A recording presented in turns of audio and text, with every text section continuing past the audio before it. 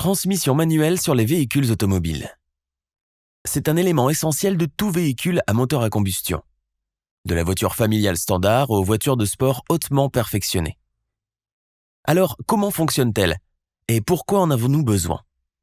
C'est ce que nous allons aborder dans cette vidéo qui est sponsorisée par The Great Courses Plus. Visitez le lien dans la description de la vidéo pour démarrer un essai gratuit et avoir accès à des cours en ligne vraiment formidables. Dans chaque véhicule à moteur à combustion à traction arrière, on trouve les pièces suivantes. Le moteur, l'embrayage, la transmission, l'arbre de transmission, le différentiel, l'essieu et les roues. Les véhicules à traction avant et à 4 roues motrices sont légèrement différents, mais ils nécessitent tous une transmission. Le moteur brûle du carburant qui déplace les pistons et le vilebrequin, créant ainsi une rotation. L'embrayage engage ou désengage l'énergie de rotation du moteur vers la transmission. La transmission contient un certain nombre de vitesses différentes qui transfèrent la puissance du moteur vers les roues et nous permettent de modifier la vitesse et le couple du véhicule.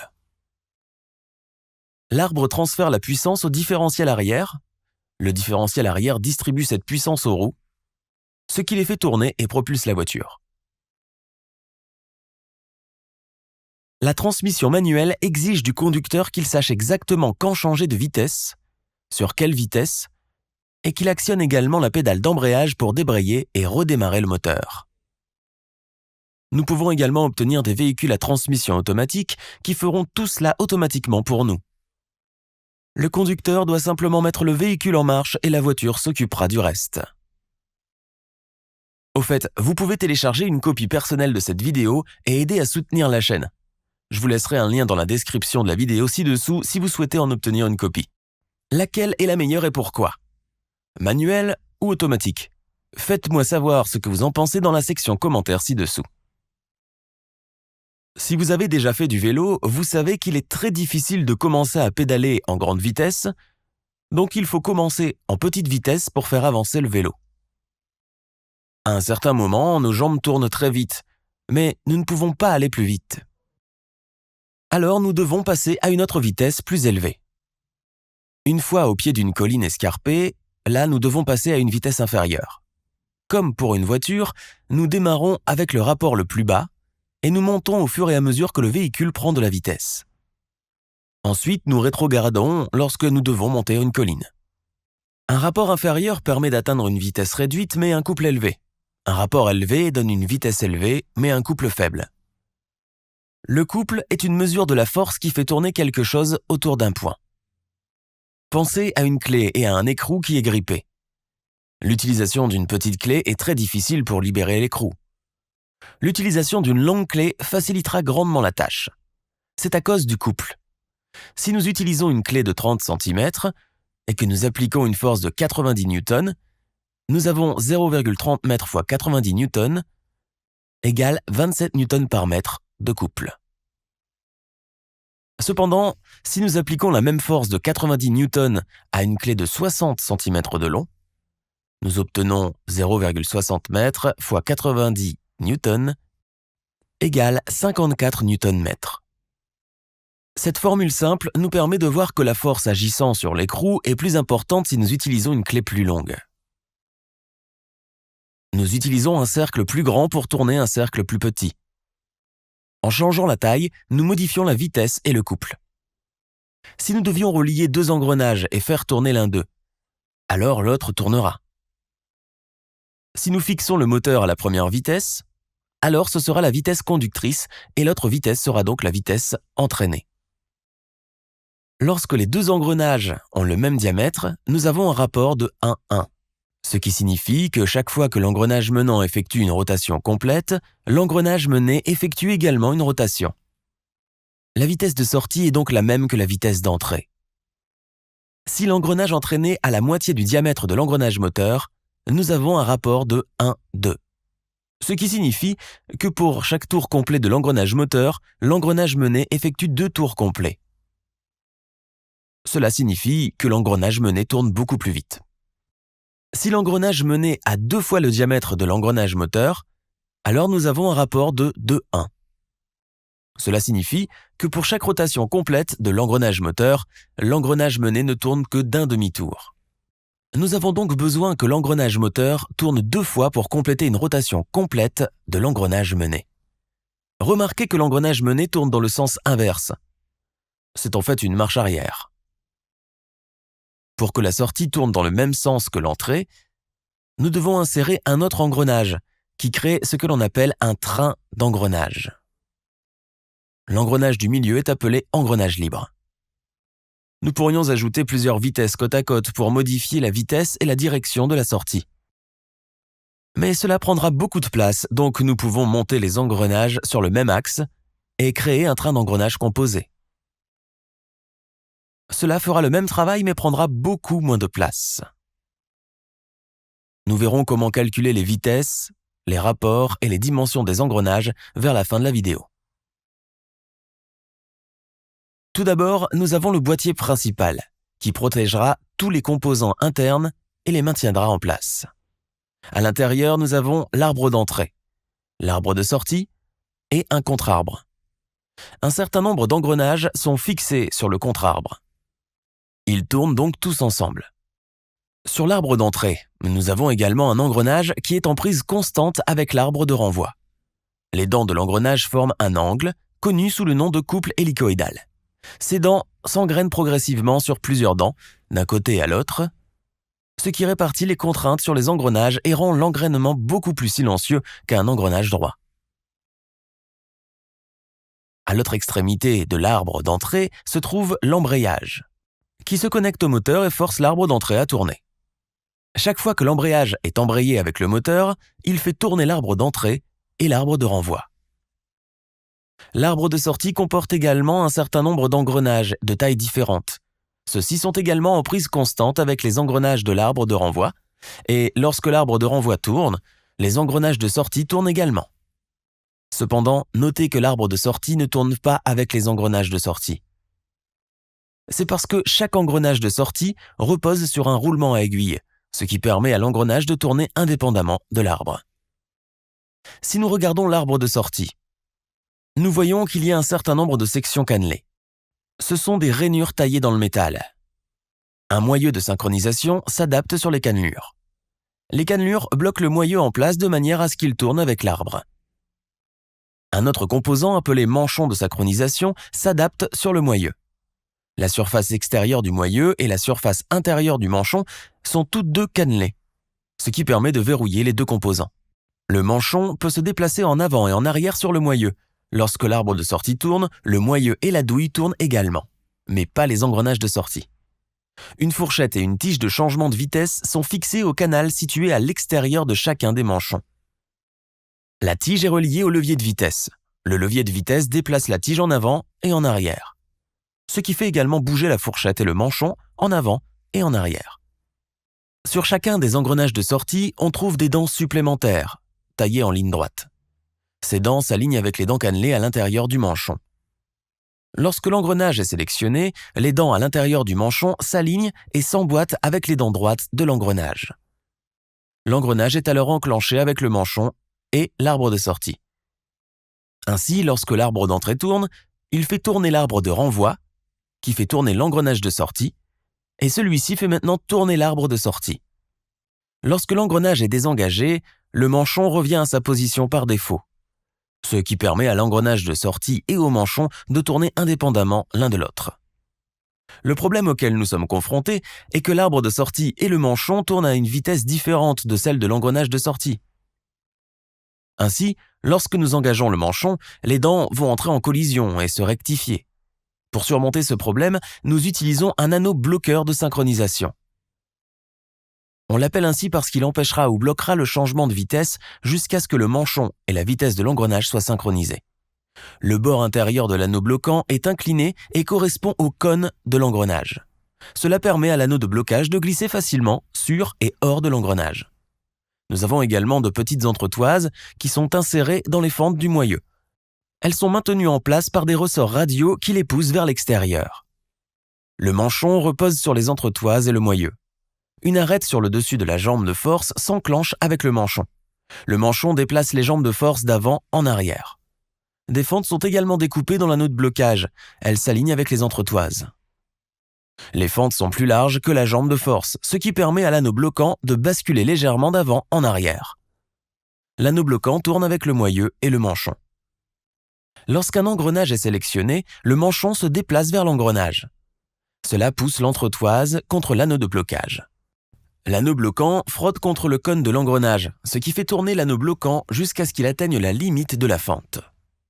Les dents de l'anneau bloquant et les dents du manchon sont maintenant désalignées, ce qui empêche le manchon de s'engager dans l'engrenage.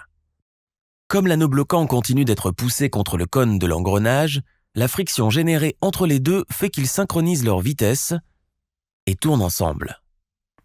Le manchon est alors poussé en travers, ce qui déplace l'anneau bloquant et permet aux dents du manchon de s'engager avec les dents droites de l'engrenage. L'engrenage est alors synchronisé et l'embrayage peut être enclenché. Pour faire marche arrière, nous devons arrêter complètement la voiture. Un engrenage fou est alors poussé en position avec le rapport de sortie et le contre-rapport. Les 3 vitesses sont à coupe droite, ce qui est connu sous le nom de vitesse droite. L'engrenage de renvoi est libre de tourner, ce qui lui permet de glisser en position lorsque la voiture est arrêtée. L'arbre de sortie tourne alors dans le sens inverse. Le moteur va fournir l'énergie de rotation. Si nous engageons l'embrayage alors que la voiture est au point mort, l'arbre d'entrée tourne, ce qui fait tourner le contre-arbre et les engrenages de sortie. Mais l'arbre de sortie ne tourne pas. Pour la première vitesse, nous désengageons l'embrayage, ce qui empêche le moteur d'ajouter de la puissance supplémentaire à l'arbre d'entrée. Ensuite, nous poussons le levier de vitesse pour qu'il déplace le manchon. La bague de blocage frotte contre le moyeu de l'engrenage, utilisant la friction pour synchroniser la vitesse. Une fois synchronisé, le manchon se déplace en travers pour bloquer l'engrenage sur l'arbre de sortie. Pour la deuxième vitesse, nous désengageons l'embrayage et utilisons le levier de vitesse pour désengager le manchon de la première vitesse. Ensuite, nous déplaçons le levier de vitesse sur la deuxième vitesse, ce qui pousse le manchon et la bague de blocage. Cela permet de synchroniser la vitesse et de bloquer la deuxième vitesse. Pour la troisième vitesse, nous désengageons l'embrayage et utilisons le levier de vitesse pour désengager le manchon de la deuxième vitesse. Ensuite, nous passons la manette en troisième vitesse, ce qui pousse le manchon et la bague de blocage. Cela permet de synchroniser la vitesse et de bloquer la troisième vitesse. Pour la quatrième vitesse, nous débrayons et utilisons le levier de vitesse pour débrayer le manchon de la troisième vitesse. Ensuite, nous déplaçons le levier de vitesse sur la quatrième vitesse, ce qui pousse le manchon et la bague de blocage. Cela permet de synchroniser la vitesse et de bloquer la quatrième vitesse. Pour la cinquième vitesse, nous désengageons l'embrayage et utilisons le levier de vitesse pour désengager le manchon de la quatrième vitesse. Ensuite, nous mettons le levier de vitesse en cinquième vitesse, ce qui pousse le manchon et la bague de blocage. Cela permet de synchroniser la vitesse et de bloquer la cinquième vitesse. Pour la marche arrière, nous arrêtons complètement la voiture et débrayons l'embrayage. Tous les arbres et les engrenages s'arrêtent. Nous faisons alors glisser l'engrenage droit entre l'engrenage de renvoi et l'engrenage de sortie, et nous réengageons l'embrayage pour inverser le sens de l'arbre de sortie. C'est ainsi que nous utilisons le moteur pour propulser la voiture et que l'on passe les vitesses pour aller plus vite. Si vous êtes prêt à passer une vitesse, vous devriez jeter un coup d'œil sur The Great Courses Plus. Tous ceux qui nous regardent peuvent obtenir un essai gratuit dès maintenant en visitant thegreatcoursesplus.com/engineeringmindset. The Great Courses Plus est une plateforme d'apprentissage à la demande qui vous permet de regarder les conférences et les cours en toute liberté. Elle contient plus de 13 000 vidéos réalisées par des experts de l'industrie sur des sujets aussi variés que les sciences, les mathématiques, l'histoire et même la cuisine. Personnellement, je préfère leurs conférences sur l'ingénierie et leurs cours sur les inventions qui ont changé le monde. En tant que fan de cette chaîne, je suis certain que vous les trouverez également intéressantes, alors n'hésitez pas à regarder. Ils ajoutent de nouveaux contenus chaque mois et vous pouvez regarder autant de vidéos que vous le souhaitez depuis votre téléviseur, votre tablette, votre ordinateur portable ou votre téléphone. Il vous suffit de cliquer sur le lien dans la description de la vidéo ci-dessous pour commencer votre essai gratuit dès aujourd'hui. Voyons comment calculer le régime et le couple de simples trains d'engrenage. Au fait, vous pouvez télécharger une feuille Excel de ces calculs dont les liens se trouvent dans la description vidéo. Nous allons utiliser les formules ratio égale dents de l'engrenage de sortie divisé par dents de l'engrenage d'entrée. RPM de sortie égale RPM d'entrée divisé par le rapport. couple de sortie égale rapport fois le couple d'entrée. Par exemple, si la roue A a 8 dents et la roue B 10 dents, le rapport est de 10 divisé par 8, soit 1,25. Si l'engrenage A tourne à 150 RPM, le rapport est de 150 divisé par 1,25 égale 120 tours par minute. Si l'engrenage A a un couple de 20 Nm, alors 1,25 fois 20 égale 25 Nm. Cette vitesse tournera dans le sens opposé à la vitesse A. Elle tournera plus lentement parce qu'elle est plus grande, mais elle aura un couple plus important. Si nous ajoutons l'engrenage C avec 20 dents, le rapport est de 20 divisé par 10 égale 2. Le régime de sortie est de 120 RPM de l'engrenage B divisé par 2 égale 60 RPM. Le couple est de 2 fois 25 Nm de l'engrenage B, ce qui donne 50 Nm. Cet engrenage tournera dans le même sens que l'engrenage A. Il tournera plus lentement parce qu'il est plus grand, mais il aura un couple plus important. Si nous ajoutons l'engrenage D avec 8 dents, alors le rapport est de 8 divisé par 20 égale 0,4. Le régime est de 60 RPM à partir de l'engrenage C divisé par le rapport de 0,4 égale 150 RPM. Le couple est de 0,4 fois 50 Nm égale 20 Nm. Cette vitesse tournera donc dans le sens opposé à la vitesse A, mais elle est de la même taille. Donc elle tournera à la même vitesse et au même couple. Bien que cela ne tienne pas compte des pertes que nous verrions dans le monde réel. Cette configuration vous permet donc de visualiser comment les engrenages manipulent la vitesse, le couple et le sens de rotation. Nous aurions par exemple un train d'engrenages composé comme celui-ci avec des engrenages de la même taille, le même couple d'entrée et la même vitesse. Encore une fois, les liens dans la description vidéo pour le calculateur Excel pour cela. Ainsi, avec cette configuration, nous avons 4 vitesses, A, B, C et D. Mais B et C sont composés. Si l'engrenage A a 8 dents et l'engrenage B 10 dents, alors le rapport est de 10 divisé par 8, 1,25. L'engrenage A tourne à 150 tours par minute. Donc l'engrenage B tourne à 150 tours par minute, divisé par 1,25. Ce qui donne 120 tours par minute. L'engrenage A a un couple de 20 Nm. Donc, l'engrenage B est de 1,25 fois 20 Nm égale 25 Nm. Cette vitesse tourne dans le sens inverse de la vitesse A. Elle tourne plus lentement parce qu'elle est plus grande, mais elle a un couple plus important. Si l'engrenage C a 20 dents, alors le rapport est de 20 divisé par 10 égale 2. Le régime va être le même que celui de B, 120 RPM. Parce que ces deux engrenages sont composés et partagent le même arbre. Le couple sera également le même que celui de B, soit 25 Nm. Cet engrenage tourne également dans le sens opposé à l'engrenage A. Il tourne plus lentement que l'engrenage A en raison de la taille de l'engrenage B et il a un couple inférieur à celui de l'engrenage A, encore une fois en raison de l'engrenage B. Si l'engrenage D a 8 dents, le rapport est de 8 divisé par 20 égale 0,4. Le régime est de 120 RPM pour l'engrenage C divisé par 0,4 égale 300 RPM. Le couple est de 0,4 fois 25 Nm pour l'engrenage C égale 10 Nm.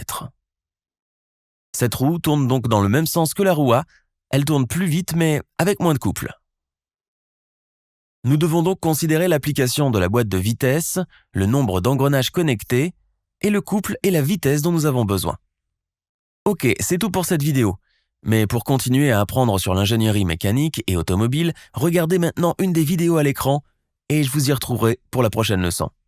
N'oubliez pas de nous suivre sur Facebook, Twitter, Instagram, LinkedIn ainsi que sur theengineeringmindset.com.